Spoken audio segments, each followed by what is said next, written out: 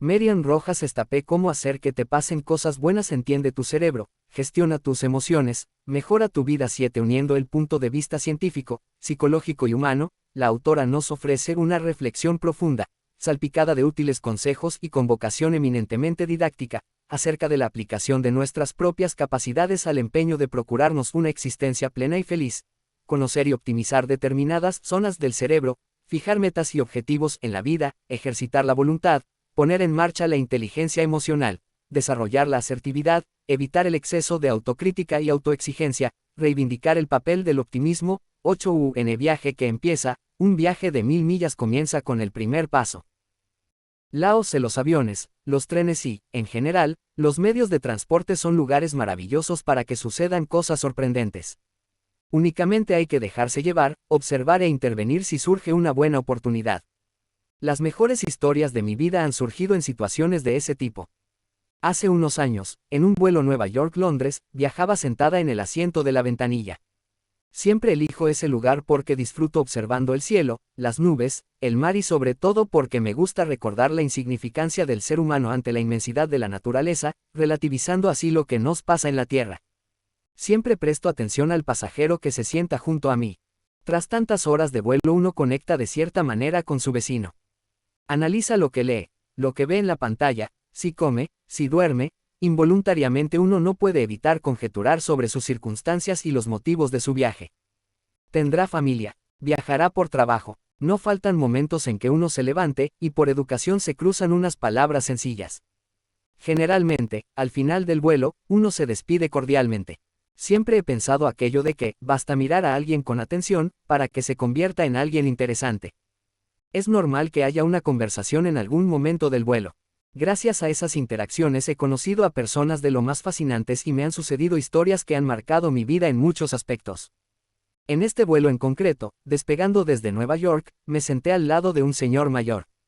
Leía el periódico y yo saqué de mi bolso unos apuntes de la carrera. Era anatomía. Mis dibujos tomados en clase no tenían calidad, siempre he dibujado mal, y mientras intentaba memorizar los cientos de nombres noté la mirada del tipo sobre mis hojas. Le sonreí. I study medicine. Me contestó, my father is a doctor. Analicé rápidamente al tipo, me encanta hacerlo desde joven, pero mantenía, a pesar de la cordialidad, una mirada fría e infranqueable. Me curioseó y añadí, ¿ha heredado usted la profesión de su padre? No. Siempre me ha gustado más la investigación. ¿De qué tipo? Investigo terrorismo. Cerré los apuntes. Se me planteaba una conversación que pintaba muy interesante. Mi colección de músculos y extraños huesecillos seguiría ahí al llegar a Madrid. Mi interlocutor me confesó que acababa de jubilarse después de más de 30 años en la CIA. Desde hacía un tiempo estaba permitido hablar más libremente de su trabajo y durante el resto del vuelo me explicó la guerra de Irak y las tensiones geopolíticas en la zona, las pugnas por el petróleo y los gaseoductos, los intereses de los distintos países occidentales, todo ello sobre un improvisado mapa de Oriente Medio con flechas hacia todos lados. Soy una apasionada de la historia y las relaciones internacionales, y reconozco que no paraba de tomar notas. En un instante de la conversación, le comenté que estudiaba para ser psiquiatra. Me escudriñó con atención y mantuvo un silencio durante unos instantes antes de hacerme preguntas de lo más peculiares sobre mis gustos y mi forma de ser. No estoy acostumbrada a que me pregunten con tanta intensidad sobre mí, ya que suelo ser yo la que hago esas preguntas, pero intentaba responder lo más sinceramente posible. Tras una pausa, me propuso hacer una estancia en la CIA cuando terminara mi especialidad y realizar algún tipo de trabajo como psiquiatra forense o de investigación. En ese momento se me iluminaron los ojos. Me parecía un mundo apasionante. Sonreí y añadí, siempre y cuando no tenga que ir al terreno, tiendo a ser un poco miedosa. Me dejó su contacto y nos despedimos. Le escribí varias veces y mantuvimos correspondencia vía mail durante varios años. Desgraciadamente para el lector, nunca llegué a trabajar ahí, ya que la vida me ha llevado por otros derroteros, pero llevo en mi cartera la tarjeta de mi amigo analista, que me recuerda que las oportunidades están cerca, pero hay que salir a buscarlas. En mi opinión, pocas frases han hecho más daño que la de vendrá cuando menos te lo esperas. Nadie va a venir a buscarnos a casa para proponernos el proyecto de nuestra vida. Hay que ir a su encuentro. Una de las cosas que genera más angustia es la incapacidad de saber qué es aquello a lo que debo dedicarme o dónde elegir. Decidir se plantea como un reto imposible. Vivimos en un mundo lleno de oportunidades, nunca hemos tenido tanto al alcance con tan poco. Nos encontramos en el momento de mayor estimulación de la historia. Hoy en día, cualquier niño de 7 años ha recibido más información y estímulos, música, sonido, comidas, sabores, imágenes, vídeos, que cualquier otro ser humano que haya poblado antes la Tierra. Esa sobreestimulación dificulta la toma de decisiones. La juventud de hoy, los famosos millennials, entre los que tengo un pie puesto, se encuentra aturdida sin saber uno qué decidir y hacia dónde dirigirse. En lo profesional, los distintos lugares donde una cursa los estudios y, concluidos estos, las salidas profesionales son incontables y se plantean como algo imposible de elegir. De golpe surgen multitud de posibilidades y uno no sabe hacia dónde dirigir su vida. Es la sociedad de la confusión y de la dificultad de compromiso. Veo cada vez más chicos, bloqueados, sin saber, porque para decidirse necesitan sentir. Los millennials viven empapados de emociones y sentimientos que les llevan a necesitar una gratificación constante para avanzar. Hablaremos más adelante de esto para comprender mejor qué está sucediendo en la mente de muchos jóvenes. Existe una brecha clara entre dos generaciones que conviven, los nacidos antes de los 80 y los nacidos después de los 90. Los que nos encontramos entre los 80 y los 90 hemos vivido en una época de transición importante. Los anteriores a los 80, generalmente han luchado bastante. Muchos vienen de hijos de las guerras, han sacado a familiares adelante.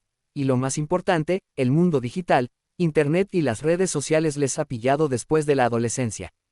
Esto es clave. Sus relaciones personales, su manera de trabajar y enfrentarse a la vida, así como sus creencias están basadas en otros conceptos, no me refiero a ideologías concretas, sino a la manera en que están constituidas. Después de los 90 acontece algo decisivo, nace Internet. En este libro entenderemos qué impacto posee el bombardeo de estímulos al que están sometidos desde que nacen los más pequeños en nuestra sociedad actual, así como el efecto de las redes sociales en el sistema de gratificación del cerebro, razón por la cual nos encontramos ante una generación profundamente insatisfecha. Para motivarles, en lo educativo, emocional, afectivo, profesional y económico, con frecuencia se precisan estímulos cada vez más fuertes, más intensos. Cómo hacer que te pasen cosas buenas requiere de varios elementos. En la vida hay instantes muy duros donde lo importante es sobrevivir y encontrar algún apoyo donde sostenerse. El resto del tiempo, tenemos luchar por sacar TMV, tu mejor versión, 1. Hablaremos de la actitud y del optimismo. La forma con la que nos enfrentamos a la vida tiene un gran impacto en lo que nos sucede. La predisposición, la actitud previa ante cualquier situación determina cómo respondemos a ella. Años de experimentos demuestran que la manera como uno decide responder ante los problemas y cuestiones que se le plantean cada día influye en el resultado. El cerebro, los marcadores fisiológicos, los genes, las células, los sentimientos, las emociones, los pensamientos funcionan como un todo. Las enfermedades físicas tienen, en muchos casos, una relación directa con las emociones, y siempre podemos intentar encauzar el efecto que una enfermedad física produce en nuestro estado de ánimo. Para entender el cerebro intentaremos simplificar lo complejo. Entendiendo nuestro cerebro, gestionando nuestras emociones, mejoramos nuestra vida. Hoy, la neurociencia, en concreto la neurobiología y lo que denominamos el inconsciente, desde emociones, hasta la profundidad de nuestra psique, explica gran parte de nuestro comportamiento. 1. Este libro habla de la felicidad, porque todos ansiamos encontrarla, y del éxito, pero el éxito es el gran mentiroso. En mi consulta en muchas ocasiones tengo ocasión de admirar a personas que ante historias de sufrimiento, dolor y fracaso han sido capaces de superarlas. El fracaso enseña lo que el éxito oculta, dice mi gran maestro de la vida, mi padre. En este libro quiero intentar explicar no solo los problemas de mente, corazón y cuerpo, sino sobre todo los aspectos buenos y saludables de nuestra vida, aquello que pueda ayudar al lector a tener mejor salud de alma y cuerpo y así, quizá, acercarnos a la ansiada felicidad. Aquí comienza un camino apasionante, para entendernos y reinventarnos. Siempre existe una segunda posibilidad de volver a ilusionarse y diseñar un camino mejor para cada uno. 121 Destino. La felicidad no se define, se experimenta. Para conocerla hay que haberla sentido y, una vez se ha sentido, las palabras se quedan cortas para explicarla. Pese a ello vamos a intentar acercarnos a ella desde diferentes ángulos. La primera idea que quiero trasladar es la siguiente: no hay guías rápidas ni atajos que aseguren la felicidad. Existe una gran crítica sobre los libros de autoayuda que prometen la felicidad con una receta rápida, pero lo cierto es que actualmente contamos con multitud de estudios y datos científicos que nos acercan con cierta precisión al nivel de bienestar físico y psicológico indispensables para ser feliz. Los psiquiatras estudiamos las enfermedades mentales, o mejor, estudiamos a las personas que sufren trastornos de la mente o del estado de ánimo. Nuestro gremio celebra muy a menudo congresos sobre asuntos de lo más variado, sobre el cerebro o regiones concretas del mismo, sobre marcadores neuronales y la fisiología que hay tras ellos, sobre las causas internas o externas que favorecen las enfermedades psiquiátricas o sobre cómo mejorar la fiabilidad de los diagnósticos y los últimos tratamientos experimentales. En general, tratamos los males de la mente desde todos los enfoques científicos posibles. Desde joven mi vocación ha sido curar y ayudar a las personas que sufren tristeza y angustia, y eso me ha llevado a investigar la felicidad, el placer, el amor, la compasión y la alegría, y a hacerme una serie de preguntas de difícil respuesta: ¿por qué hay gente que tiene tendencia a sufrir y quejarse cualquiera que sea su situación? ¿Existe la buena suerte o no es tan aleatoria como parece? ¿Qué importancia tiene la carga genética en la configuración de la mente y el carácter de las personas? ¿Qué factores me predisponen, o indisponen, a ser más feliz? La investigación sobre estos temas me ha conducido a recorrer caminos variopintos y lecturas de lo más sugestivas. Nuestra sociedad actual es comparativamente más rica que nunca.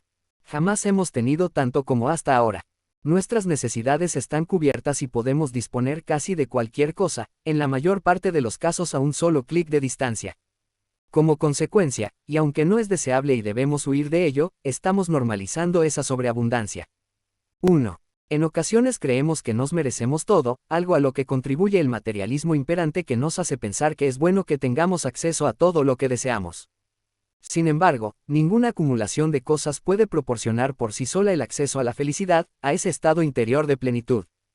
La felicidad consiste en tener una vida lograda, donde intentamos sacar el mejor partido a nuestros valores y a nuestras aptitudes. La felicidad es hacer una pequeña obra de arte con la vida, esforzándonos cada día por sacar nuestra mejor versión. La felicidad está íntimamente relacionada con el sentido que le damos a nuestra vida, a nuestra existencia. Como vemos, el primer paso para intentar ser felices es conocer qué le pedimos a la vida. En un mundo que ha perdido el sentido, que anda desorientado, tendemos a sustituir sentido por sensaciones. La sociedad sufre un gran vacío espiritual que se intenta suplir con una búsqueda frenética de sensaciones tales como satisfacciones corporales, sexo, comidas, alcohol, etc. Existe una necesidad insaciable de experimentar emociones y sensaciones nuevas cada vez más intensas. No hay nada malo per se en las relaciones sexuales, una gastronomía cuidada o el placer de un buen vino. Hablamos de cuando la búsqueda de esas sensaciones sustituye el verdadero sentido en la vida. En esos casos de desorientación, la acumulación de sensaciones produce una gratificación momentánea, mientras que el vacío en nuestro interior crece como un agujero negro apoderándose paulatinamente de nuestra vida, lo que conduce de manera inevitable a rupturas psicológicas o comportamientos destructivos. Solo entonces, cuando el daño está hecho, la persona afectada o alguien de su entorno toman conciencia de que remontar es superior a sus fuerzas y buscan ayuda externa. Aparece entonces la labor del psiquiatra o del psicólogo para ayudar a recomponer esa vida. El ser humano busca tener y relaciona felicidad con posesión.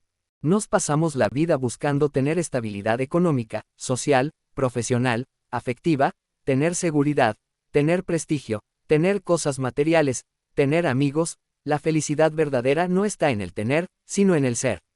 Nuestra forma de ser es la base de la verdadera felicidad. Ojo, cuidado con la felicidad light, esa que se nos vende como que está al alcance de todos con un clic. Algo no funciona bien en ese concepto materialista cuando el 20% de nuestra sociedad está medicada por problemas de ánimo. Si acaparar bienes materiales no es la solución para ser feliz, ¿cuál es? En mi opinión, en este mundo tan cambiante y en plena evolución, la felicidad pasa necesariamente por uno. Volver a los valores. ¿Y qué son los valores? Aquello que nos ayuda a ser mejor persona y nos perfecciona. Es básico y se convierte en la guía en los momentos de caos y de incertidumbre. Cuando uno se pierde y no sabe hacia dónde dirigirse, el tener unos valores, unas directrices claras, ayuda a que el barco no se hunda. Ya lo decía Aristóteles en su Ética a Nicómaco, seamos con nuestras vidas como arqueros que tienen un blanco. Hoy en día no existen blancos donde apuntar, se han extinguido los arqueros y las flechas vuelan caóticas en todas las direcciones. Para entender a qué mundo nos enfrentamos, me gusta este acrónimo introducido por la US Army War College, VUCA, que nos sitúa de forma sociológica en contexto. Volatilidad, incertidumbre, complejidad y ambigüedad, VUCA por sus siglas en inglés, Volatility, Uncertainty, Complexity y Ambiguity. Esta noción fue descrita para describir cómo se encontraba el mundo tras el final de la Guerra Fría. Actualmente se usa en liderazgo estratégico, en análisis sociológicos y en educación para describir las condiciones socioculturales, psicológicas y políticas. La volatilidad se refiere a la rapidez de los cambios. Nada parece ser estable. Los portales de noticias cambian cada pocos segundos para enganchar a los lectores, las tendencias como ropas o lugares de moda pueden modificarse en días, la economía y la bolsa fluctúan en cuestión de horas, la incertidumbre, pocas cosas son predecibles. Los acontecimientos se suceden y uno puede sentirse impactado ante el giro de la situación. A pesar de que existen algoritmos para intentar adelantar o prever el futuro, la realidad acaba superando a la ficción. La complejidad se explica porque nuestro mundo está interconectado y el nivel de precisión en todos los campos del saber humano es casi infinitesimal. Hasta los más mínimos detalles influyen en el resultado de la vida, el famoso efecto mariposa de la teoría del caos. La ambigüedad, que yo conectaría con el relativismo, no deja paso a una claridad de ideas. Todo puede ser o no ser. No existen ideas claras sobre casi ningún aspecto. Siempre he pensado que la psiquiatría es una profesión maravillosa. Es la ciencia del alma. Ayudamos a las personas que se acercan a pedir ayuda a entender cómo funciona su mente, su procesamiento de la información, sus emociones y su comportamiento. Intentamos restaurar heridas del pasado o aprender a manejar situaciones difíciles o imposibles de controlar. Actualmente existen múltiples libros para aprender a enfocarse mejor en la vida y aprender a gestionar diferentes temas. Como todo, hay que saber filtrar y, principalmente, encontrar el tipo o estilo que más nos conviene. Los psiquiatras y psicólogos debemos adaptarnos a nuestros pacientes, entender sus silencios, sus momentos, sus miedos, sus preocupaciones, sin juzgar, con orden y sosiego, sabiendo transmitir serenidad y optimismo. Me fascina entender y saber cómo pensamos, las causas de nuestras reacciones y qué son las emociones y cómo se reflejan estas en la mente. Al final, la felicidad tiene mucho que ver con la manera en que yo me observo, analizo y juzgo, y con lo que yo esperaba de mí y de mi vida, es decir, en una frase, la felicidad se encuentra en el equilibrio entre uno. Mis aspiraciones personales, afectivas, profesionales y lo que he ido poco a poco logrando.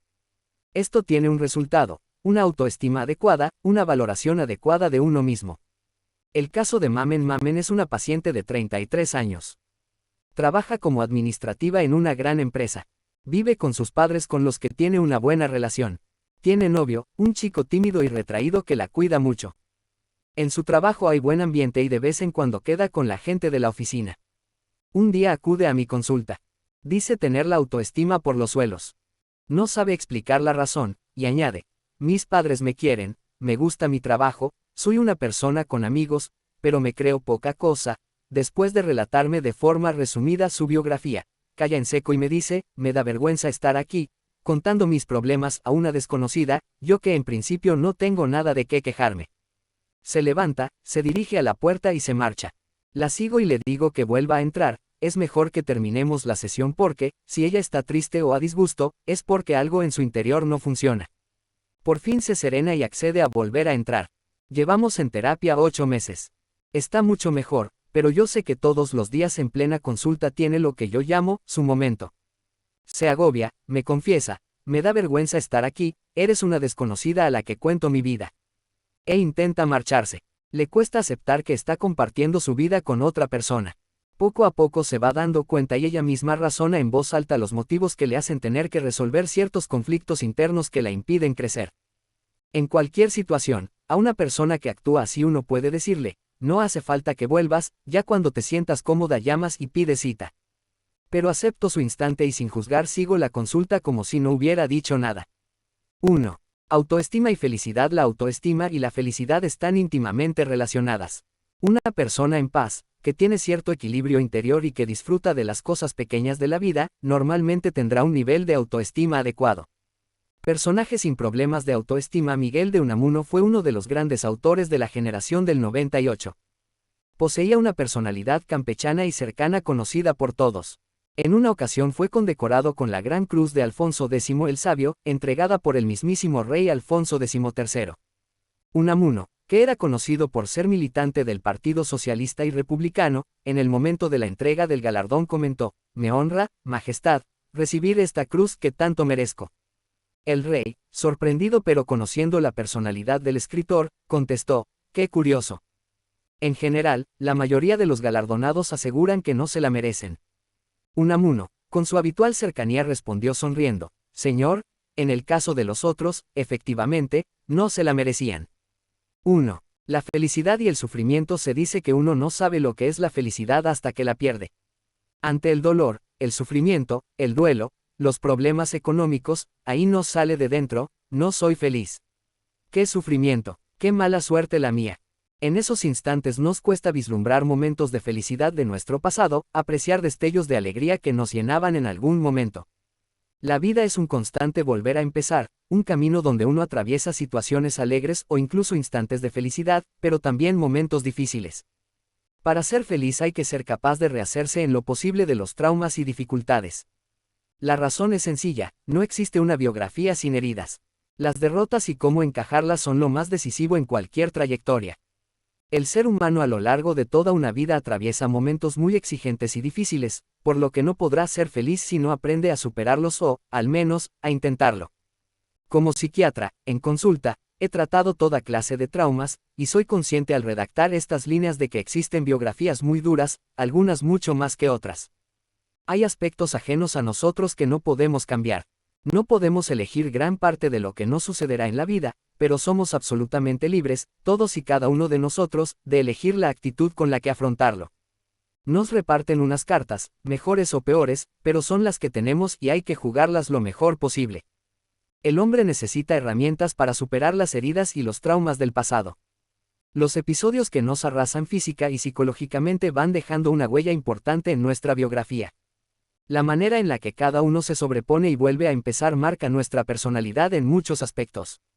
Ese talento nace de una fortaleza interior que todos tenemos desarrollada en mayor o menor medida: la resiliencia. El concepto de resiliencia fue puesto en boga por el médico francés Boris Cyrulnik. Este psiquiatra, hijo de unos emigrantes judíos de origen ucraniano, nació en Burdeos en 1937. Tras la ocupación nazi, cuando tenía solo 5 años, sus padres fueron arrestados y deportados a campos de exterminio, pero él huyó, permaneció escondido en diversos lugares y finalmente fue acogido en una granja bajo la identidad ficticia de un niño no judío llamado Jean Laborde. Pasada la guerra, la familia que le acogió le animó a estudiar medicina y ser psiquiatra. El joven Boris pronto se dio cuenta de que, a través de su biografía, podía entender las causas del trauma e intentar ayudar a otros, fundamentalmente niños, a rehacerse tras un trauma o ruptura emocional. El diccionario de la RAE define resiliencia en una de sus entradas como la capacidad de un material, mecanismo o sistema para recuperar su estado inicial cuando ha cesado la perturbación a la que había estado sometido. 1. Cyrulnik amplió el significado del concepto a la capacidad del ser humano para reponerse de un trauma y, sin quedar marcado de por vida, ser feliz. La resiliencia nos envía un mensaje de esperanza. Antes se pensaba que los traumas sufridos en la infancia eran imborrables y perduraban, marcando decisivamente la trayectoria del niño afectado. ¿Cómo podemos superar esas heridas tan profundas y dolorosas? La clave se sustenta en la solidaridad, en el amor, en el contacto con otros, en definitiva, en los afectos. Cyrulnik, a lo largo de su experiencia, muestra numerosos ejemplos al respecto. En la Universidad de Toulon, donde es profesor, ha trabajado con enfermos de Alzheimer. Muchos de ellos han olvidado las palabras pero no los afectos, la música, los gestos o las muestras de cariño. Cyrulnik insiste en la flexibilidad de la psique. Antes se pensaba que una persona quedaba marcada por el dolor y el sufrimiento. Si la persona supera ese trauma, esa herida, se convierte en alguien resiliente. En este proceso de ayuda es clave no culpabilizarla por los errores del pasado y prestarle apoyo y cariño. Existen múltiples terapias para ello. Hace unos años trabajé en Camboya sacando niñas de la prostitución infantil. Ha sido, de forma clara, uno de los momentos que ha marcado mi vida de manera más importante. Me dediqué a ir por los burdeles de Camboya rescatando niñas en condiciones deplorables. Recuerdo de forma nítida a una niña, recién rescatada de una red de prostitución con 13 años, que me preguntaba con la mirada perdida, ¿seré capaz de tener una vida normal y de disfrutar de algo? El mensaje de esperanza está ahí, la ciencia lo explica, mi experiencia me lo ha enseñado. Existen métodos de curación que sanan las heridas más profundas. A lo largo de estas páginas contaré cómo acabé colaborando en ese proyecto tan apasionante en Camboya y algunas de las historias que han marcado mi vida. Todo el camino que he recorrido me ha ayudado a entender mejor el cerebro humano y, con él, el sufrimiento y, en última instancia, el camino a la felicidad. 1. El trauma. Un acontecimiento traumático destruye la identidad y la convicción sobre uno con respecto a los demás y al mundo. Esa ruptura es el inicio de lo que conocemos como trauma. Cyrulnik estableció que para que suframos un trauma se ha de cumplir la teoría del doble golpe. El primer golpe sería el evento perturbador propiamente dicho, el acontecimiento traumático en sí, pero para que éste se asiente en la vida ha de sobrevenir un segundo golpe que proviene de ciertos comportamientos del entorno que, a grandes rasgos, pueden implicar rechazo o abandono, estigmatización, asco, menosprecio o humillación, siendo la incomprensión un fenómeno común a todos ellos. Los pilares de la resiliencia según Boris Cyrulnik son 3, el personal. Contar con herramientas interiores desde el nacimiento, el apego seguro. Es una de las prevenciones más potentes que existen para superar un trauma, el contexto familiar y social. El tipo de apoyo que otorgan los cuidadores, padres y figuras de apego. Estos son clave para sobreponerse a un trauma doloroso. Aquí entra en juego el segundo golpe de forma importante, el contexto social. Es decir, contar con el apoyo social y legal en esos momentos, el apoyo de la comunidad, mitiga el trauma y fortalece a la víctima. Cyrulnik, 2. Imagínese que un niño ha tenido un problema, que ha recibido un golpe, y cuando le cuenta el problema a sus padres, a estos se les escapa un gesto de disgusto, un reproche. En ese momento han transformado su sufrimiento en un trauma. El caso de Lucía. Lucía es una niña de 6 años. Vive con sus padres y sus 2 hermanos de 7 y 2 años. Va al colegio de su barrio y es una niña muy feliz, creativa y con gran capacidad imaginativa. Un día, estando en una fiesta de cumpleaños en casa de un amigo del colegio, acude al cuarto de baño. Al entrar, ve que dentro está el padre de un chico de su clase. Se queda fuera y se disculpa de forma educada. El tipo en cuestión, no merece otro nombre, le dice de forma amable que entre. Se baja el pantalón y le pide a Lucía que le toque. La niña, asustada, obedece. Acto seguido él le quita la ropa interior a ella y le mete la mano bajo el vestido. 3. Paralizada, Lucía no puede hablar ni gritar. El tipo amenaza a la niña para que no cuente nada a nadie o le hará mucho daño a ella y a sus hermanos. Lucía sale del baño y se esconde a llorar en una esquina. Sus padres no están en la fiesta, pero espera que lleguen lo antes posible. Media hora después, les ve entrar en la casa. Observa que el tipo del baño se acerca y de forma amable les saluda, les dice que su hija se ha portado muy bien y que es muy educada. Lucía comienza a sudar, quiere llorar. El tipo se acerca, le coge de la mano y le dice, tus padres están aquí, ya les he dicho que te has portado muy bien, dales un besito a tus hermanos cuando les veas. Para Lucía no hay duda y, al subir al coche, lo primero que hace es contar a sus padres lo sucedido. No dan crédito pero la escuchan con suma atención. A los 2 días, acuden a mi consulta a pedir consejo y ver cómo gestionarlo. Dudan de que sea cierto, pero no quieren, en ningún caso, poder herir más a la niña. Traté a Lucía durante medio año. Tenía pesadillas, le daba miedo tratar con hombres mayores, se sentía triste, no quería ir al colegio. Desde el primer momento se le mostró el apoyo de sus padres. El tema se llevó a juicio y ella aprendió a mejorar sus fortalezas interiores. Hoy es una niña sana, feliz, de 13 años. Hace pocos meses vino a verme a la consulta a contarme que se va una temporada a Irlanda a aprender inglés. Sus palabras en la despedida fueron, ya no tengo miedo, lo he superado.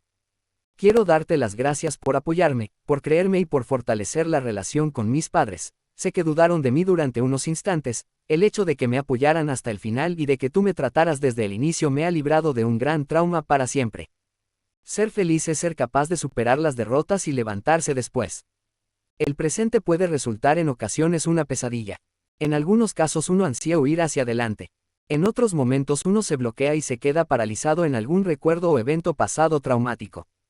Sentarse en el pasado nos convierte en personas agrias, rencorosas, incapaces de olvidar el daño cometido o la emoción sufrida. Todos hemos pasado por etapas donde percibimos que necesitamos una pausa o freno para recuperar fuerzas tras una temporada muy exigente física o psicológicamente, o solo para volver a intentar alcanzar una meta que no hemos logrado.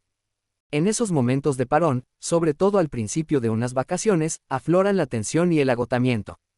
Uno se percibe más vulnerable que nunca. Esa vulnerabilidad no solo es psíquica, sino que al relajar el cuerpo tras una temporada de esfuerzo se produce una bajada 2. Generalizada de nuestras defensas que favorece que se contraigan catarros, gripes u otras enfermedades. Son precisamente esos momentos postensión los más importantes en nuestra trayectoria psicológica, puesto que en función de cómo los afrontemos pueden sobrevenir importantes desajustes mentales. Debemos estar muy vigilantes en esas temporadas porque con frecuencia es al frenar la actividad, al tener tiempo, cuando nos paramos a pensar y cuando podemos darnos cuenta de si nuestra salud psicológica está en riesgo por algo que ha ocurrido. En cualquier caso, las batallas las ganan los soldados cansados, las guerras, los maestros de la fortaleza interior. Esa fortaleza interior nos ayudará a superar los problemas, y se cultiva aprendiendo a dominar el yo interior, los pensamientos del pasado o inquietudes del futuro que nos atormentan y nos impiden vivir de forma equilibrada en el presente. El tiempo no cura todas las heridas, pero se aparta lo más doloroso del centro de mira. El sufrimiento es, por tanto, escuela de fortaleza. Cuando ese torrente que emana del sufrimiento es aceptado de manera sana, uno adquiere un dominio interior importante y fundamental para la vida. El equilibrio es aprender a mantener cierta paz interior, ecuanimidad y armonía a pesar de los 1000 avatares de la vida. Tras el golpe, hay que retomar las riendas de la propia vida para alcanzar el proyecto de vida que uno tenga trazado. Ser señores de nuestra historia personal. Lo sencillo es actuar en las distancias cortas, vivir limitándonos a reaccionar a los anárquicos impulsos externos que nos afecten, dejándonos llevar. Lo deseable aunque complejo es diseñar la vida con objetivos a largo plazo, de modo que, aunque algo nos desvíe, podamos redirigirnos hacia nuestra meta. Quien no tiene ese proyecto, quien no conoce en qué se quiere convertir, y que no encuentre sentido a su vida, no puede ser feliz. La solución no está en las pastillas. La medicación es clave para momentos de bloqueo donde el propio organismo es incapaz de recuperarse por sí solo, o cuando las circunstancias son tan adversas que precisamos de un apoyo extra para no derrumbarnos. La medicación regula las sustancias elevadas o bajas del cerebro. No suplanta la función cerebral o anímica, pero permite que puedas sentir o realizar esa función cuando ésta te falla.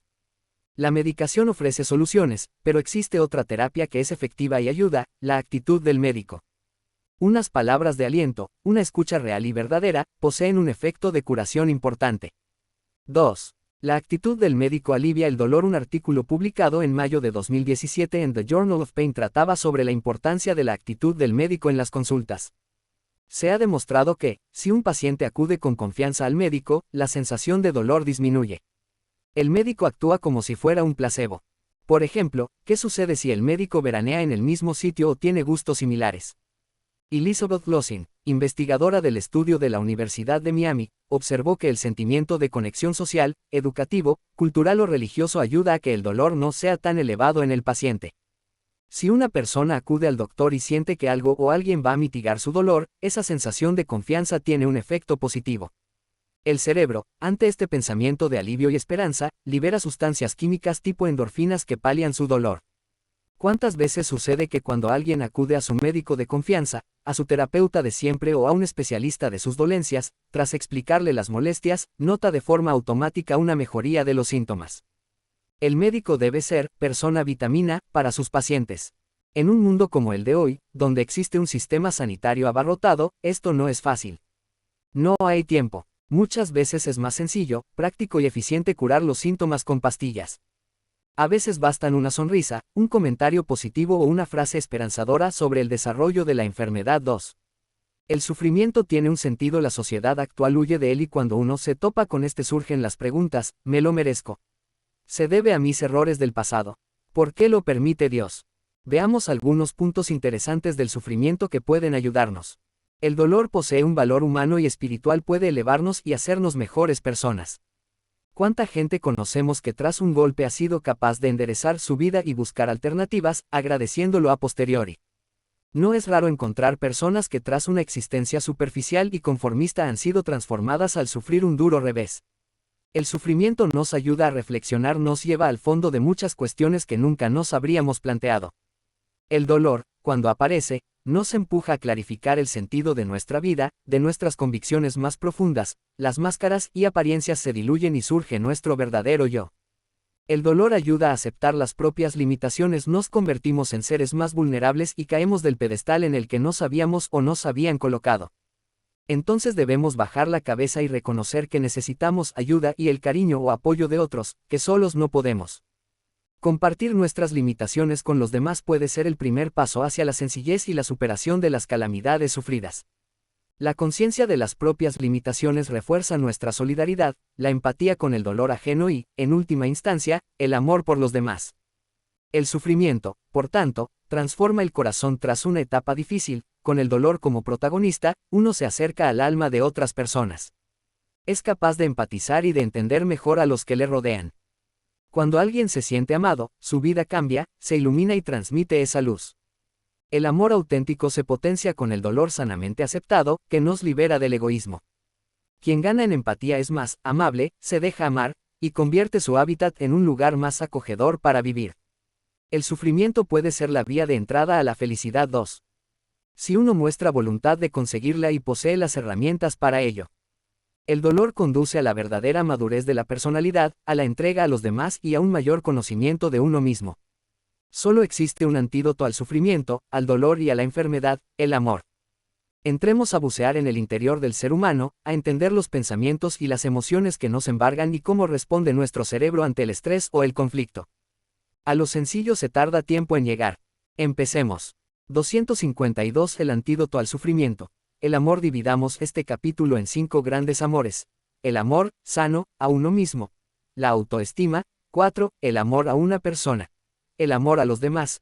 El amor a los ideales y a las creencias. El amor a los recuerdos. 26 El amor a una persona. No hay hombre tan cobarde a quien el amor no haga valiente y transforme en héroe. Platón. Enamorarse es lo más grande que existe. Todo cambia cuando un corazón se siente prendado por otra persona. En el fondo de cada uno existen maravillas y tesoros que se revelan cuando alguien quiere de verdad. No hay ser humano al que el amor no convierta en alguien más apasionado y lleno de vida. El ser humano necesita amar. El amor es la gran cuestión de la vida. Enamorarse marca a la persona para siempre, y los sentimientos más intensos de la vida se sienten por amor. No es la finalidad de esta obra tratar sobre el amor de pareja, pero cuando uno está enamorado de forma sana, esto afecta de forma positiva a todas las facetas de la vida. 2. El amor a los demás. La solidaridad y el voluntariado, el darse a los demás, son factores protectores de la mente y del cuerpo. Sentirse querido y acompañado es una de las claves para ser feliz. En la vida, la mayor parte de las relaciones, de los acuerdos, de las interacciones, de los momentos de disfrute y placer están relacionados con nuestra interacción con otros. Para que funcione bien una relación de pareja, un negocio o empresa o las relaciones familiares, nuestra familia de origen o la familia política, es fundamental que las relaciones entre las personas involucradas sean fáciles, o al menos relativamente sanas. En ocasiones determinadas personas de tu entorno te caen mal y su mera presencia genera en ti intranquilidad. De no cambiar eso corres el riesgo de que se conviertan en seres tóxicos. Si al convivir con ciertas personas percibes constantemente un ambiente hostil y tirante que te hace estar alerta, ello puede llevarte a enfermar o sufrir profundamente. Estas personas son para ti, vampiros emocionales, porque tiran de forma afectiva de ti hacia abajo. Instintivamente tendemos a relacionarnos y fomentar la amistad con gente con la que sea positivo y saludable mantener una relación, y ello tanto en las amistades como en el ámbito familiar o profesional. Rechazamos a los hostiles y negativos, a los que siempre tienen algo venenoso que añadir. Robert Waldinger es un psiquiatra norteamericano responsable del mejor estudio sobre la felicidad que se ha hecho hasta ahora. Se trata de un experimento longitudinal que se ha mantenido hasta la actualidad y que comenzó estudiando las vidas de dos grupos de hombres, un primer grupo que en 1938 eran alumnos de segundo año de la Universidad de Harvard y un segundo grupo de chicos de los barrios más pobres y marginales de Boston. El objetivo era estudiar la vida de las personas desde la adolescencia hasta la edad adulta con el fin de determinar qué les hacía felices. Durante 75 años preguntaron a los sujetos del experimento acerca de su trabajo, su vida familiar y su salud. Aún hoy participan en el experimento 60 de los 724 hombres que lo iniciaron, la mayoría tienen ahora más de 90 años, y ahora se está empezando a estudiar a los más de 2.000 hijos que han tenido estos sujetos. Al inicio del estudio fueron entrevistados estos jóvenes así como sus padres. Se les realizaron exámenes médicos, reuniones con sus familiares, seguimiento de su historial clínico, análisis de sangre, escáner de cerebro. ¿Qué conclusiones se han extraído del experimento? Los resultados han sorprendido a los investigadores. No hay lecciones acerca de la riqueza, de la fama o de lo importante que es esforzarse mucho en el trabajo. Ni siquiera en el ámbito fisiológico o médico. El mensaje es tan claro y sencillo como este: las buenas relaciones nos hacen más felices y más saludables. Gracias a ese estudio se han aprendido 3 cosas sobre las relaciones humanas: las conexiones sociales nos benefician y la soledad mata. Dicho así resulta fuerte, pero es cierto, la soledad mata. Las personas con más vínculos con familia, amigos o la comunidad son más felices, más sanas y viven más tiempo que las personas que tienen menos relaciones. La soledad ha demostrado ser profundamente tóxica. Las personas que viven aisladas estadísticamente son menos felices y más susceptibles de empeorar de salud en la mediana edad, sus funciones cerebrales decaen más de forma precipitada en la vejez y mueren antes. Es un asunto grave y urgente al que habría que atender teniendo en cuenta que en nuestra sociedad el perfil solitario se va haciendo cada vez más y más frecuente. En el 2017 se han realizado estudios que vinculan la soledad con la enfermedad de Alzheimer y otras demencias. Lo importante no es el número de vínculos sociales, sino la calidad de estos, y cuanto más cercanos, más importante resulta que sean de calidad. Vivir inmersos en un conflicto resulta perjudicial para la salud. Los matrimonios muy conflictivos o sin mucho afecto son muy perniciosos. Por el contrario, vivir con relaciones buenas y cálidas proporciona protección. En el estudio no fueron los niveles de colesterol los que predijeron cómo envejecerían los sujetos del estudio, fue simplemente el grado de satisfacción que tenían en sus relaciones. Aquellos que se sentían más satisfechos a los 50 años fueron los más saludables al alcanzar los 80. Las buenas relaciones no solo protegen el cuerpo, sino que también protegen el cerebro. Se podía intuir, pero el estudio lo demostró. Tener una relación de apego seguro con otra persona durante la vejez proporciona protección, y los recuerdos de esas personas permanecen más nítidos durante más tiempo. Al revés, las personas inmersas en relaciones en que sienten que no pueden contar con el otro pierden antes la memoria. ¿En qué se basa tener buenas relaciones? Diría que la base de todo vínculo afectivo, social o emocional, profesional, amigos, pareja, pasa por ser capaz de tener una correcta relación con otros, es decir, conectar de forma adecuada para generar un ambiente cordial. Dicen que no hay una segunda oportunidad de generar una buena primera impresión. Salvo necesidad, nadie compra un producto a una persona que le caiga mal o le genere rechazo. He tratado a algunos banqueros en la consulta y siempre pienso que es imposible que alguien sea capaz de permitir a otro gestionar su dinero o su patrimonio si no media una relación cordial o incluso cierta empatía entre ambos. De igual forma, a igualdad de condiciones, le compraremos un coche u otro producto a quien nos haya tratado mejor, a menos que el precio sea muy superior. La amistad es el grado excelso de interacción con otros, por debajo del amor. Para que surja una verdadera amistad, tiene que producirse una convivencia, un intercambio de vivencias y emociones. La amistad se hace de confidencias y se rompe a base de indiscreciones. Hay que cuidarla con mimo. La amistad consiste en una relación de igualdad con intimidad y aprendizaje, por eso hay que trabajarla con artesanía y tesón. 2. ¿Cómo conseguimos generar correctas relaciones con los demás? Aportaré unas breves ideas que nos pueden guiar. No significa que tengamos que seguir al pie de la letra las pautas que siguen, pero pueden ser de gran ayuda y también sirven como examen personal para entender por qué a veces se han truncado en nuestra vida negociaciones, amistades o relaciones familiares. 1. Tienes que mostrar interés por las personas. Conozco a mucha gente que me dice: a mí no me gustan las personas. Me impacta el comentario, porque los mejores recuerdos que guardamos en nuestra memoria son, generalmente, con otros, y una de las mayores gratificaciones de la vida radica en relacionarnos y sentirnos queridos. Recuerdo especialmente a un amigo poco sociable, parco en palabras, pero de gran corazón, que me comentaba: no soporto a la mayor parte de la gente. Tenía un trabajo en el que la base de su éxito y de su remuneración consistía en conectar de forma adecuada con las personas. Ante mi pregunta de cómo llegaba a fin de mes, tengo la confianza de poder hablarle con franqueza, me contestaba: mis clientes sí me interesan. Si acudes a una reunión familiar con primos, tíos o cuñados, la mejor forma de entrar y conectar es interesarte por ellos, por su vida, su trabajo y su salud. Pero de verdad, no haciendo el paripé. Sin que parezca que estás realizando un cuestionario o una investigación, acercándote de manera sincera y amable. Esfuérzate siempre en interesarte por la vida de los demás. 2. Haz un esfuerzo por recordar datos importantes. No todo el mundo tiene la suerte de gozar de una gran memoria para los nombres y datos. Las personas que logran recordar información de otros generan un vínculo mucho más fuerte en menor tiempo. Si hace tiempo que no ves a alguien, te lo encuentras por la calle y recuerdas el nombre de su mujer, o que su padre estaba en tratamiento por alguna enfermedad, automáticamente generas una agradable proximidad entre ambos. A todos nos gusta que se acuerden sin ser invasivos de lo nuestro, y para ello hay que hacer un esfuerzo. David Rockefeller, del Chase Manhattan Bank, tenía un fichero privado de tarjetas con más de 100.000 nombres en el que guardaba información sobre los encuentros que había mantenido con esas personas. Esa información le ayudaba a generar familiaridad, haciendo sentir importantes y especiales a todos con los que se topaba.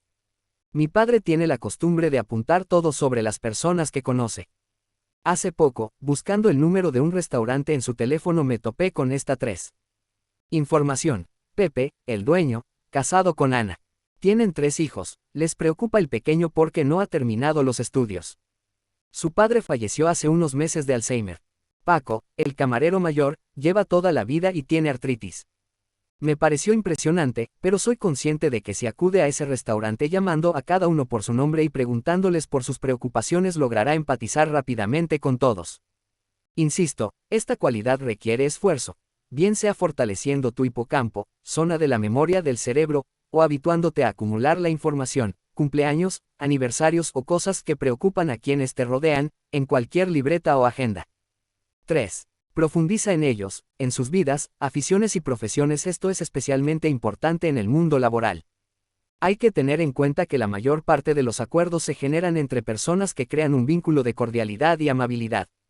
Si tienes una reunión con el director de tu empresa, busca información sobre él. Si quieres sorprender a unos amigos, infórmate. Si buscas alegrarle la vida a alguien de tu familia, preocúpate por sus intereses actuales. Eso requiere tiempo y ganas, llamar a tus familiares o amigos para evitar perder el contacto. Con muy poco, la gratificación es enorme. Personaliza. Busca lo que a cada uno le puede gustar. No emplees el mismo discurso o mensaje con todos los que te rodean. Esto te obliga a ser más detallista. Si has de hacer un regalo, busca algo distinto, no necesariamente caro o costoso, sino simplemente que se note que le has dado una vuelta para hacer el regalo más cercano o personalizado. 4. Evita juzgar. Cada persona es diferente. Tendemos a juzgar, analizar y encasillar a las personas en cuanto las conocemos. Puede ser un mecanismo de defensa o simplemente un automatismo de la mente para no alterar nuestro interior. En gente muy crítica puede haber una necesidad constante de sentirse superiores o, todo lo contrario, un problema de inseguridad y falta de autoestima. Para juzgar con equidad hay que ser muy empático y recabar previamente mucha información de la que no solemos disponer. En cualquier caso, siempre será más prudente permanecer en silencio. El silencio es el portero de la intimidad. Hay que aceptar a los demás como son, aunque sean distintos y lo que veamos no nos encaje. Ello no significa que ignoremos la realidad. Existe gente que obra mal o de la que conviene separarse por resultarnos tóxica, pero por lo demás resulta saludable tener una mente plural, rica, abierta a admitir que existen personas que no se ajustan del todo a nuestros criterios. Hay que evitar cerrarse de forma abrupta a todo lo distinto. Si solo aceptas a gente que tenga un determinado nivel de estudios, social o cultural, si tienes manía a los aficionados de cierto equipo de fútbol o a una profesión o gremio, si rechazas 3. Sistemática a todos los provenientes de cierta región, país o continente, seguramente tu capacidad de comprensión del mundo y tu entorno será más reducida y te estarás perdiendo muchos de los matices que hacen nuestro mundo tan rico y diverso. No se debe generalizar y rechazar a grupos sociales o categorías concretas de personas. Todo el mundo tiene algo que aportarnos. En mi consulta me sorprendo a veces con cosas que me remueven y me causan perturbación. A pesar de que llevo más de 10 años escuchando historias de vidas rotas, de personas que sufren heridas profundas, sigo sintiendo una punzada de desconcierto al oír relatar algunas vivencias. Los médicos debemos cuidar lo que se denomina la contratransferencia, es decir, lo que yo siento con los pacientes, el conjunto de emociones, pensamientos y actitudes que se originan en mí tras sus relatos. Es inevitable que ciertas personas, por su vida, su forma de ser o sus actos, generen en mí una primera sensación de rechazo. Puede ser por cómo me relatan su trauma o sufrimiento o porque su historia remueve en mí algo vulnerable o simplemente porque su modo de actuar va en contra de mis principios éticos. A veces no se puede evitar juzgar. Recuerdo, hace unos años, Un paciente que yo veía en consulta, aprensivo y muy sensible, que estaba muy enamorado de su mujer. Él trabajaba en una empresa, en el departamento de informática, y su mujer era periodista. Él tenía siempre la inquietud de que ella le fuera infiel, debido a que su mujer viajaba mucho por el mundo y poseía una vida rica en amistades y redes sociales. Ella negaba cualquier tipo de infidelidad, pero aún así él sufría enormemente por dicho temor. Recuerdo que, tras 3 o 4 sesiones, le pedí a la mujer que acudiera a mi consulta. Entró, me saludó de forma fría y, casi sin sentarse, me dijo: "Usted tiene que guardar el secreto profesional, así que no le puede decir nada a mi marido. Por supuesto que le soy infiel, siempre lo he sido desde que éramos novios, pero él nunca lo sabrá, algo más". Reconozco que un escalofrío recorrió mi espalda. Yo intento siempre generar un ambiente cordial en consulta. No fue posible. Ante esa revelación hecha con tal decisión e impunidad me bloqueé. Ella insistía en que le divertía la adrenalina de ser infiel, de tener una doble vida, que siempre había sido así y no quería cambiar. Tras escuchar un poco su biografía, le expliqué de forma suave pero firme la razón por la cual estaba jugando con los sentimientos de su marido. No le importó. Con la misma frialdad que entró en consulta, salió. Esta vez sin despedirse. Seguí viendo al marido en alguna otra ocasión, pero se mudaron de ciudad y no le seguí la pista. No creo que tuvieran un buen futuro juntos. 3. 5. No impongas tu criterio, creencias o valores. Trabaja en ser un modelo para tus hijos, empleados o amigos. Si buscas imponer, encontrarás rechazo. Hoy en día sabemos que de padres exigentes que imponen sin medida salen hijos rebotados, rebeldes y que buscan lo contrario. Los límites son necesarios, que la gente nos respete en nuestras ideas o creencias es clave, pero sin rozar la dureza o agresividad. La sociedad no necesita únicamente maestros, sino líderes. El líder es un ejemplo de vida, en donde se mezclan la coherencia, los valores sólidos, la modernidad y el saber que esa persona es auténtica y coherente. Si quieres influir en alguien, si quieres transmitir tus ideales, aprende a ser un buen ejemplo. Una cosa es imponer tus ideas y otra pedir que respeten las tuyas. No existe un buen líder que no sea buena persona. Hoy, en la política de muchos países oímos hablar de líderes que en realidad no lo son. Se les llama así en los medios de comunicación, pero muchas veces cuando uno tiene acceso a su vida privada, todo es fachada, apariencia, conducta dirigida por asesores para crearse una buena imagen, sin que eso coincida con la verdad. Una buena persona es auténtica. Y la autenticidad es un binomio en donde se da una saludable relación entre la teoría y la práctica. Porque uno es lo que hace, no lo que dice. Habla la conducta. Hablan por sí mismos los hechos de ese sujeto. 6. Asómbrate y aprovecha los intereses comunes. La amistad y las relaciones buenas surgen cuando hay intereses, valores y aficiones en común. Búscalas, es raro que no exista algo que te una hasta con la persona más recóndita. Desde el pediatra de tu hijo hasta tu gestor de seguros o el carpintero que te ayuda cuando algo se estropea. Te sorprenderá darte cuenta de que, cuando dedicas tiempo a lo esencial, a lo que no es únicamente la parte racional, estás dando un paso impresionante en tu vida. Ves más allá, tu corazón no está centrado meramente en la superficialidad de las relaciones, conseguir beneficios o gratificaciones fáciles, sino en el interior de esas personas. Tus relaciones serán entonces más honestas y tu crecimiento interior aumentará exponencialmente. Los proxenetas de los burdeles de Camboya. Cuando llegué a Camboya me di cuenta de que tenía complicado poder acceder a los prostíbulos a hacer terapia, o ayudar de alguna manera, como 3. Era mi intención. Los chulos ponían multitud de dificultades para darnos acceso. Exigían condiciones y, para que fuera efectiva la entrada y la charla con las prostitutas, era necesario que el proxeneta no estuviera actuando de forma hostil. Necesitaba encontrar un elemento de unión, no era fácil. He comprobado a lo largo de mi vida que existe un elemento que poca gente rechaza, los sugus. Quizá te sonrías, pero en mi consulta desaparece un bol a diario. Los pacientes me dicen que es para sus hijos o nietos, pero en el fondo sé que no es verdad. Son para ellos. El sugus azul tiene un éxito especial. He pedido que me manden bolsas de sugus azules pero hasta ahora no lo he logrado. Llegué a Camboya con 10 kilos de sugus. En 2 semanas no me quedaba ninguno pero encontré la imitación perfecta. Ya en la puerta del burdel, delante del chulo, y acompañada de 2 enfermeros, le decía toda seria al proxeneta en Gemer, Nek Chom Nyam Skor Kropte, así lo pronunciaba yo y según me dijeron significaba, ¿quieres un caramelo? Nadie nunca me dijo que no.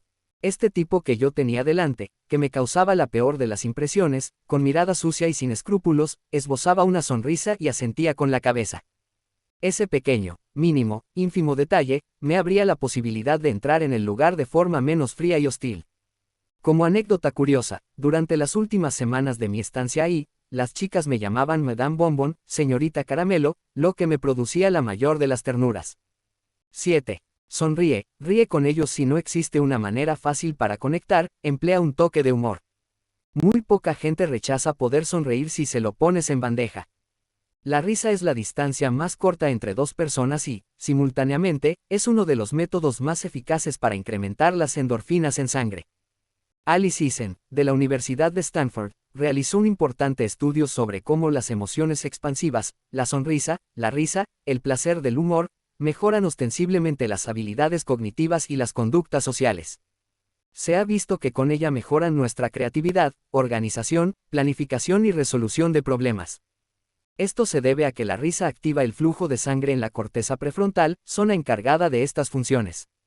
En otro estudio interesante realizado en Bonn, Alemania, se ha observado que la gente alegre y feliz mejora su productividad y rendimiento en el trabajo. 3. La risa y la sonrisa tienen la capacidad de alterar la química del torrente sanguíneo, protegiendo así de algunas enfermedades e infecciones. 8. Canta, pero también en grupo. Cantar en grupo es beneficioso para la salud mental.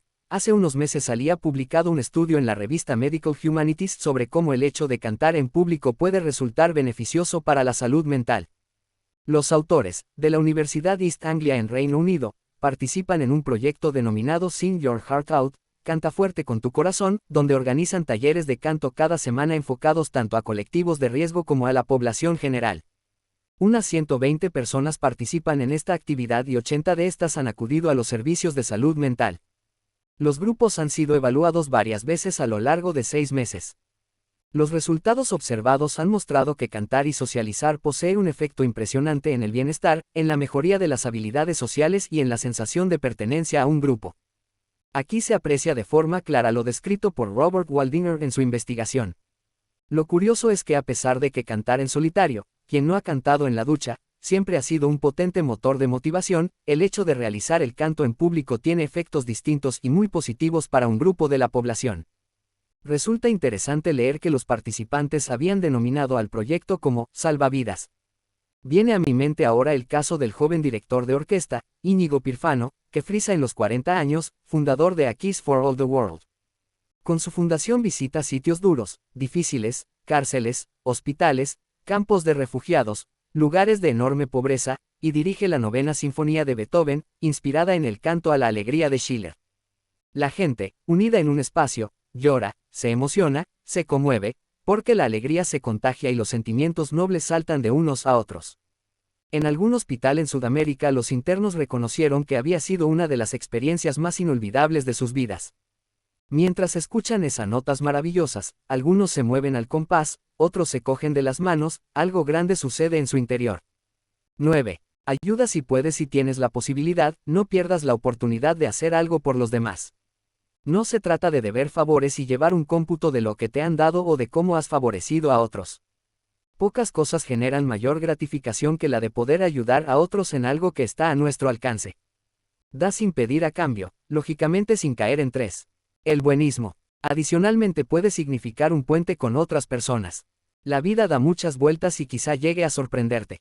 10. No tengas miedo de sentirte vulnerable ante otro o de pedir ayuda en las relaciones. No siempre hay que buscar generar lazos fuertes, sino que a veces tan solo queremos una mano amiga que pueda ayudarnos a salir de un aprieto. Sé humilde en esos momentos. No tengas miedo de que te puedan ver débil o en una situación delicada, busca a las personas adecuadas que no te juzguen y puedan tirar de ti hacia arriba. Pedir dinero. Hace unos meses un paciente me comenta que se acaba de separar. Tiene 3 hijos. La situación con su mujer era insostenible, discutían a diario y finalmente optaron por vivir separados. Anímicamente se encuentra bajo, algo deprimido y sin fuerzas. En el trabajo están realizando un ajuste de personal y le han bajado el sueldo. No tiene suficiente para pasarle a su mujer para los niños, el colegio y la comida. Ha cambiado 2 veces de piso y ahora, para no preocupar a su exmujer porque no le llega el dinero, está compartiendo piso con unos estudiantes. Eso le lleva a hundirse más y más porque los días que tiene a los niños con él evita ir a su casa para que no vean dónde está viviendo. Se siente mal padre, no tiene dinero para llevarles a merendar a algún sitio que pueda gustarles. Los regalos a sus hijos son sencillos, a veces cosas de segunda mano por internet. Su padre acude un día a consulta a hablar conmigo, está preocupado porque ve a su hijo triste. Mientras habla me doy cuenta de que no es consciente o no está informado de la situación económica de su hijo. En un momento dado me dice, es hijo único, y cualquier cosa que pueda hacer por él, me encantaría. Mi mujer y yo tenemos un dinero ahorrado que no necesitamos y quizá puede serle útil. Días después, me vuelvo a entrevistar con mi paciente. Le comento la conversación con su padre y me contesta, me cuesta pedir favores, me cuesta pedir dinero. Le explico que, ante la situación dramática y difícil que tiene, nadie mejor que su padre puede ayudarle. Añado que hay momentos en los que uno tiene que saber apoyarse en los suyos, sin abusar. Fue parte de la terapia que pudiera pedir ayuda, pero resultó un factor determinante en su estado de ánimo y en su relación con sus hijos. 3. 11. Habla bien de los demás, no critiques, insisto mucho. Hablar bien de las cosas buenas, y con las malas, mantener una posición neutra. Hay que proponerse seriamente que en las conversaciones en que uno intervenga no se generen críticas o juicios negativos. ¿Cuánto se agradece cuando, en una cena o reunión entre amigos, alguien frena una crítica, una conversación negativa sobre otros? Hablar mal de los demás induce nuestro organismo a un estado emocional tóxico, lleno de cortisol, 5, y sabemos los riesgos que ello conlleva. La crítica es casi un deporte internacional y estamos demasiado acostumbrados a que forme parte de nuestra vida. Si quieres que confíen en ti, si quieres que te valoren como persona íntegra y que la gente busque tu amistad, crea en ti o en tu negocio, sé discreto. Todas las personas del mundo, a pesar de su maldad o mala actitud, tienen algo bueno que rescatar. Si no lo sabes o no conoces nada bueno, déjalo. No generes peor ambiente tratando un tema que parece no tener solución. En esos casos, enfócate más en salir del problema, en resolverlo, que en el problema en sí. Más vale aprender a gestionar a esa persona, a veces será conveniente distanciarse de ella, que degollarla con tus palabras. No hablar mal de nadie produce una enorme paz, es como un sedante incorporado en la ingeniería de nuestra conducta, incluso cuando nos lo pongan en bandeja. 12. Cuenta historias. A la gente le gustan las historias. A veces aportar imaginación, un poco de ilusión y magia en la forma en la que nos expresamos puede generar un buen ambiente. Por ejemplo, sabemos que las historias satisfacen emocionalmente a las audiencias, a las reuniones o incluso a los consejos. Los humanos siempre las han buscado, las buscan y las buscarán. Pensemos en los magos, su manera de generar cercanía con el público surge a raíz de contarlas y sin ellas los trucos tendrían un efecto descafeinado. Un gran amigo mío, mago, nos conquista con su magia pero también con sus palabras alrededor de la alquimia desplegada. Científicamente sabemos que las historias hacen que el cerebro libere oxitocinas, sustancia química asociada con la empatía y la sociabilidad. En la empatía entran en juego las neuronas espejo. Están especializadas en entender la conducta y las emociones de otros. Descubiertas por Giacomo Rizzolatti, han significado un avance muy significativo en el mundo de la neurociencia. Un muro de cemento. Hace unos años, dos pacientes se encontraban compartiendo habitación en la unidad de paliativos de un hospital. Luis, acostado al lado de la ventana, 3. Daba conversación a Daniel. Cada día, le contaba, con todo lujo de detalles, qué sucedía en la calle. Sobre todo le narraba las aventuras, vistas desde la ventana, de una familia que vivía cerca del hospital. La madre jugaba con varios hijos en el jardín. Hablaba con naturalidad y gracia, arrastrando la voz por los efectos de la quimioterapia. Para Daniel, los últimos meses de vida estaban siendo entretenidos por su compañero de habitación. Los días que estaban solos, sin amigos o familiares, Luis le decía, te cuento lo que veo. A Daniel se le iluminaban los ojos. Y ahí empezaba un relato que podía durar horas. Meses después, Luis falleció y a los pocos días su cama era ocupada por otro paciente. Daniel, ilusionado al pensar que podía recuperar aquellos relatos de su amigo, pidió a su nuevo acompañante que le informara sobre los niños del jardín. La respuesta que obtuvo le dejó petrificado. Aquí no hay un jardín, hay un muro de cemento. Luis había utilizado la imaginación, había usado sus recursos para inventar historias que entretuviesen a Daniel. A través de la empatía, Luis había sido capaz de ponerse en la situación de su compañero para conseguir transmitir ilusión a Daniel y ayudarle a sobrellevar su enfermedad. 13. En el amor y en la guerra, y en la amistad. Lo importante es la estrategia, ya lo decía Napoleón. No tengas miedo a coger un lápiz y un folio. Un boli de 4 colores, rotulador o pizarra. Escribe, tacha, haz flechas, en definitiva, traza un plan. Te sorprenderá que haya gente que se conoce, encontrarás experiencias del pasado que te sean útiles, y si necesitas trabajar alguna habilidad porque notas que te cuesta, lee, infórmate o pide ayuda. Existen múltiples métodos para mejorar en asertividad y habilidades sociales. Tenemos libros y tutoriales para todos estos temas. Con práctica, humor y buena voluntad, puedes mejorar si te lo propones. 14. No pierdas la educación. Hay palabras que tocan el corazón de otros: gracias, perdón y por favor. Nos acostumbramos a dar todo por hecho. En este libro vamos a insistir mucho en la importancia que tienen las palabras en nuestra mente. No dejamos indiferente a nuestro organismo con las palabras que empleamos, en las conversaciones interiores y en el lenguaje con los que nos rodean. 3. 15. No olvides que para recibir tienes que dar y darte primero. No pretendas que todo surja sin que aportes tu granito de arena. Los resultados inmediatos son a veces engañosos. Hay que aceptar que es muy difícil conseguir relaciones estables y duraderas, en todos los ámbitos de la vida, en cuestión de minutos. Requiere paciencia, constancia y saber darse. Si consigues que la gente te valore y cuente contigo, que seas alguien importante en su vida, te sorprenderás positivamente al percibir que te buscan, te requieren en los buenos y malos momentos. Te tienen en su radar mental. Esto sirve en las relaciones con amigos, con familiares o en el mundo de los negocios.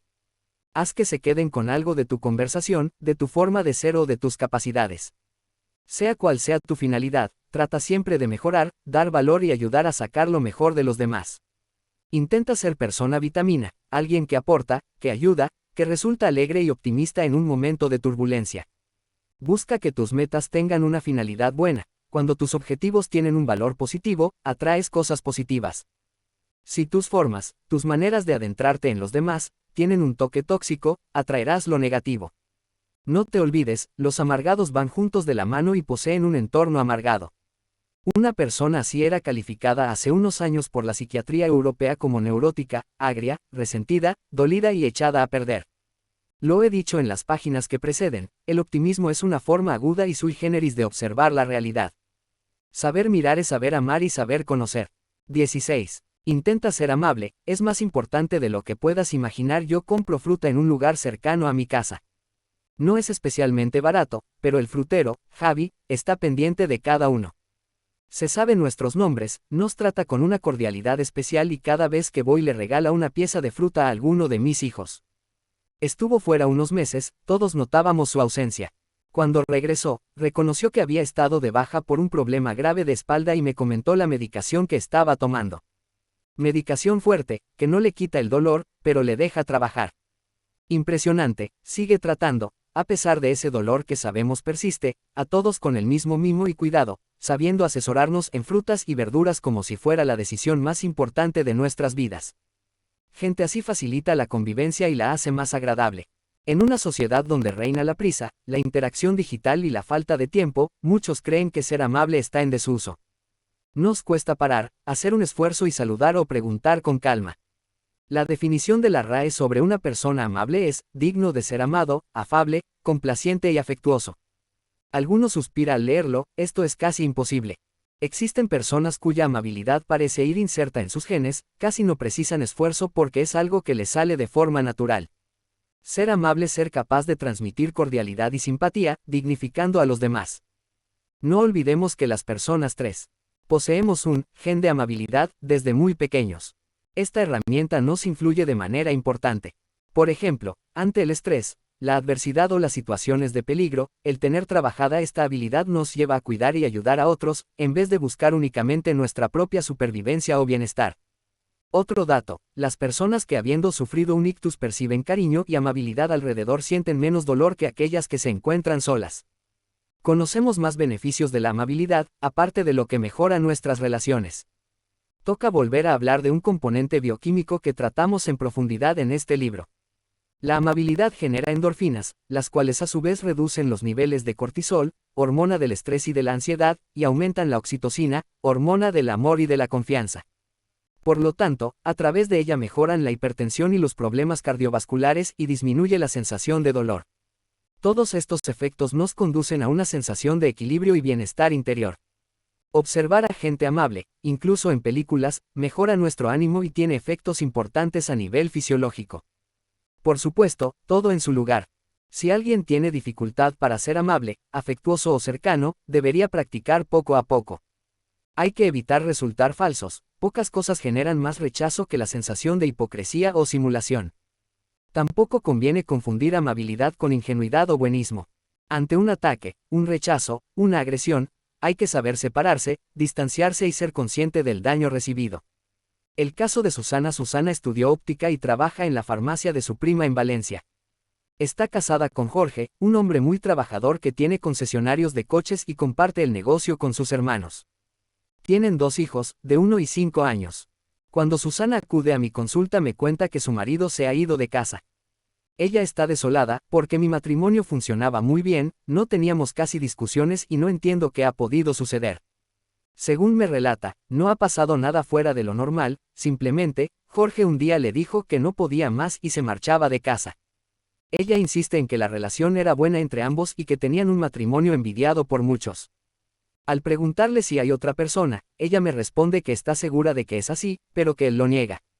Entramos a descifrar la personalidad y biografía de Susana y nos topamos con una mujer de gran corazón, amable, cercana y amiga de todos. Siempre está pendiente de su entorno. Su padre es un hombre de carácter fuerte, impulsivo, pero ella le sabe llevar bien y, cuando todo parece derrumbarse, ella posee la habilidad de reconducir la situación. Cuando me cuenta sobre los últimos años de matrimonio con Jorge, detectó muchas faltas de delicadeza por parte de él, humillaciones, exigencias absurdas y múltiples manías. Los fines de semana, 4. Él pedía que la casa estuviera limpia y gritaba a Susana pidiéndole que lavara los cristales y el suelo varias veces. Ella, con su habitual simpatía, obedecía para que él estuviera contento, sin darse cuenta de que la relación se había convertido en una dictadura donde ella se encargaba de hacerle la vida agradable, sin pensar. Susana me lo describía de esta manera: siempre he sido amable, cercana y cariñosa con los míos, sin pensar en exceso, sé que es la clave de las buenas relaciones. Efectivamente, Susana tiene razón, pero, si uno no sabe medir el grado de amabilidad que desprende, puede acabar convirtiéndose en víctima de alguien que te use o manipule. Hay gente que se aprovecha de manera escandalosa de personalidades de este tipo. Lo que el mundo necesita es oxitocina. Esta hormona tiene un papel fundamental en el nacimiento, parto y lactancia. Es la hormona encargada de la expulsión del bebé y por otra parte es la encargada de la subida de la leche durante el puerperio. Sabemos que esta hormona se encuentra en la base de 2 fenómenos primordiales de la vida emocional, la confianza y la empatía. Por lo tanto, es una herramienta clave en las relaciones sociales y en la manera que tenemos de interactuar con otros. El ser amable, comunicarse de forma positiva, activa la oxitocina, lo que tiene efectos maravillosos en el organismo. Disminuye la sensación de ansiedad, es un protector del corazón e incluso sabemos que baja los niveles de colesterol. La compañía de otros nos resulta placentera.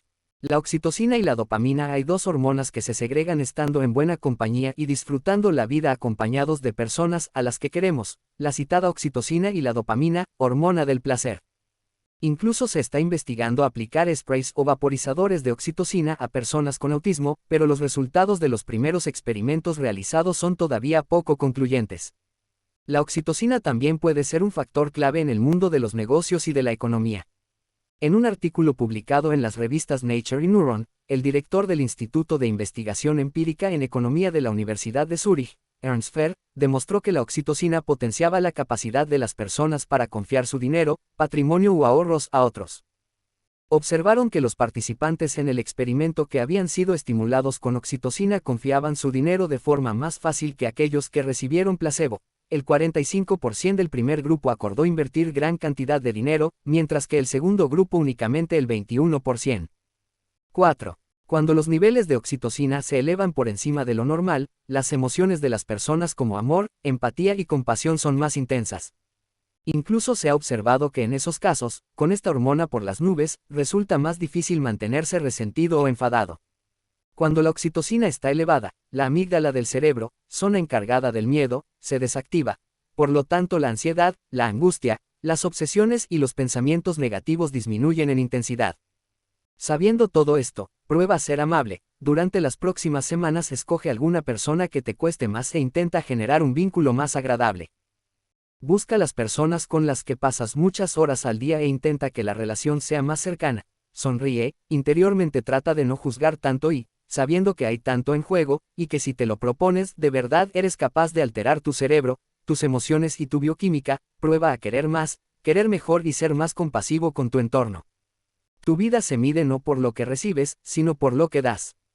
Pregunto con mucha frecuencia a mis pacientes, ¿qué haces por los demás? Pon más atención a tus relaciones, desde tu familia a tus amigos, o compañeros de trabajo, hasta incluso vecinos. Invierte en las personas, de verdad. Si lo haces de forma auténtica, con cariño, no te cansarás tanto como piensas. Ofrece tu presencia y ayuda reales, no un simple, para cualquier cosa que necesites, vacío de contenido. En una sociedad que tiende a la soledad y al aislamiento, busca salir de ti mismo. 4. El amor a los ideales y a las creencias. Las ideas se tienen, en las creencias se está. Ortega y Gasset. Todos conocemos gente que ha sobrevivido a las peores circunstancias por el amor que profesaban a sus ideales. Desde Nelson Mandela en la isla Robben, el amor a su pueblo, a Tomás Moro en la Torre de Londres, sus creencias, o incluso Maximiliano Kolbe entregando su vida a cambio de un padre de familia en el campo de concentración de Auschwitz. Incluso, los soldados rusos en la Segunda Guerra Mundial aguantaban situaciones adversas, con menos de 20 grados bajo cero en el campo de batalla, por amor a su patria. Cada uno tiene sus propios ideales, pero si son fuertes, pueden ser un aliado en el sufrimiento. Viktor Frankl es un maestro en muchos aspectos. Vivió y analizó con profundidad la psicopatología de masas durante la Segunda Guerra Mundial. Insistía en una idea: al hombre se le puede arrebatar absolutamente todo, exceptuando la última de sus libertades humanas, la elección de su actitud ante la vida. Aquí entran los recuerdos, los valores y los ideales. Con ello puede diseñar, a pesar de las circunstancias, su propio destino. Esa libertad interior de la que no nos pueden privar nos permite encontrarle sentido a nuestra vida cualesquiera que sean las circunstancias. Incluso en los campos de concentración durante la Segunda Guerra Mundial hubo personas que, aferradas a dicha libertad interior, supieron elevarse sobre las atrocidades que les rodeaban. Viktor Frankl desconocía la parte bioquímica de la esperanza y de la pasión, pero observó que cuando alguien poseía recuerdos a los que agarrarse o ideales, esa persona tenía la capacidad de sobrevivir física y psicológicamente a cualesquiera traumas. Poseer ideales, mantener recuerdos agradables de nuestra vida a los que recurrir cuando las circunstancias nos opriman, puede suponer un importante refuerzo para enfrentarnos a los problemas que sobrevengan en un futuro. Por supuesto, cuidado con ideales extremistas. El extremismo justifica cualquier idea o actuación con el fin de conseguir un objetivo. El razonamiento del extremista legitima todo, incluso auténticas barbaridades carentes de moral, con tal de alcanzar sus metas. Es bueno que nuestro sistema de valores sea la brújula de nuestra vida, que guíe nuestra actuación. Pero hay un problema de extremismo si en el camino hacia esa meta legítima atropellamos a los demás. La persona con ideas radicales no solo no es capaz de entender y respetar las convicciones de otros, sino que llega a justificar cualquier vulneración de los derechos ajenos si ello le acerca al fin pretendido. Como bien decía Einstein, preocúpate más por tu conciencia que por tu reputación. La conciencia es lo que eres, la reputación lo que los demás piensan que eres. 44. El amor a los recuerdos. Hay momentos en la vida cuyo recuerdo es suficiente para borrar años de sufrimiento. Voltaire. ¿Te sorprende que el amor a un recuerdo pueda mitigar el dolor? Continuando con Viktor Frankl, él observó que en Auschwitz había personas que fallecían pocos días después de llegar, independientemente de su estado físico, y otras que aguantaban largos periodos de tiempo pese a no ser aparentemente más fuertes que los que caían antes. Su propia experiencia en el campo de exterminio le confirmó su nueva teoría de la logoterapia, que llevaba estudiando desde antes de la guerra. Las personas cuyas vidas tienen un sentido toleraron mejor el sufrimiento de Auschwitz. ¿Cómo lo podemos interpretar adaptándolo a la vida moderna? Las personas que encuentran una finalidad, un objetivo, un sentido a su vida, tienen más razones para ser felices. ¿Cuánta gente no encuentra motivos para levantarse cada mañana? Si uno tiene pensamientos y recuerdos constantes relacionados con gente a la que quiere, momentos especiales, o ilusiones por las que vivir será más alegre y feliz. Cuidado, eso no siempre nos sale natural y hay que pelearlo. Hemos de ser capaces de reflexionar, de pensar en nuestras vidas y encontrar esas personas, momentos o esperanzas para que se conviertan en nuestras fuerzas motrices. Hay mucha gente que se abandona, que no busca en su interior, que cada día de su vida simplemente se deja llevar. Nos adentramos en un tema importante. Recordar escenas placenteras tiene un fuerte impacto en el cerebro. El hecho de recordar momentos especiales de nuestro pasado tiene la capacidad de producir las mismas sustancias y activar las mismas zonas cerebrales que se activaron cuando eso pasó en realidad. Esto constituye, en mi opinión, el principio de una auténtica revolución en el mundo de la neurociencia. El Dr. Herbert Benson, médico y cardiólogo, profesor de la Universidad de Harvard, ha sido uno de los primeros científicos en ahondar en la relajación y meditación inspirándose en la filosofía oriental. Es pionero en estudios de mente y cuerpo, lo que él denomina medicina del comportamiento. Su objetivo es demostrar la bondad de la meditación y determinadas actitudes mentales frente a los efectos nocivos de la ansiedad y el estrés. Sus ideas han significado un puente entre la religión y la medicina, fe y ciencia, aunando Oriente y Occidente, mente y cuerpo. El Dr. Herbert Benson aplica un nombre a este concepto: el bienestar recordado. Recordar eventos gratificantes, emotivos o alegres del pasado permite a nuestro organismo liberar sustancias bioquímicas antidepresivas. Cuando percibo que hay tensión en alguna pareja, suelo preguntar: ¿cómo os conocisteis? ¿Cómo te conquistó tu marido? A pesar del mal humor y de la tensión acumulada, el hecho de recordar eventos alegres del pasado consigue cambiar, al menos momentáneamente, el tono emocional de quien habla. Por eso muchas técnicas de relajación o de curación de estrés o traumas tienen lo que llamamos un lugar seguro en la mente. Una sensación, recuerdo o imagen que nos produce paz, solo con evocarla en nuestra mente. El Dr. Benson sostiene que una persona con dolor de cabeza o dolor de espalda puede mejorar con placebo. La razón: recuerda la sensación de bienestar que experimentaba tras ingerir la medicación. Por eso el efecto placebo tiene ese efecto casi mágico por todos conocido. Susumu Tongawa. El poder científico de un recuerdo placentero. El biólogo molecular japonés Susumu Tongawa fue galardonado con el Premio Nobel de Medicina en 1987 por el descubrimiento del mecanismo genético que produce la diversidad de los anticuerpos, lo que supuso un gran avance para la investigación inmunológica. En 1990 cambió bruscamente su campo de estudio, enfocándose en profundizar sobre la base molecular de la formación y recuperación de la memoria. 2 años después descubrió una enzima a la que bautizó como CAMKI, calciocalmodulina quinasa 2, involucrada en la transducción de señales entre células y mediadora fundamental en los procesos de aprendizaje y memoria. Una mala regulación de esta enzima está relacionada con el Alzheimer. Una investigación liderada por Tongawa desde el MIT, publicada en la revista Nature en 2017, postula que recordar sucesos pasados tiene un efecto positivo en el estado de ánimo debido a que se pone en marcha el sistema de recompensa y se activa el sistema de motivación. Traer a la mente experiencias positivas del pasado resulta un antídoto potente contra la depresión y otros estados alterados de ánimo. Puede no sorprender a algunos, pero resulta reconfortante saber que esta afirmación de sentido común posee una base neurocientífica verificada. Varias zonas del cerebro están involucradas en este proceso. Por una parte el hipocampo, zona de memoria por antonomasia, la amígdala, que gestiona el miedo y recuerda experiencias con alto contenido emotivo, y el núcleo accumbens, sistema de recompensa. 4. Los recuerdos tienen un poder curativo incluso mayor que las experiencias positivas en sí mismas. 473. El cortisol. Pensar altera nuestro mundo interior.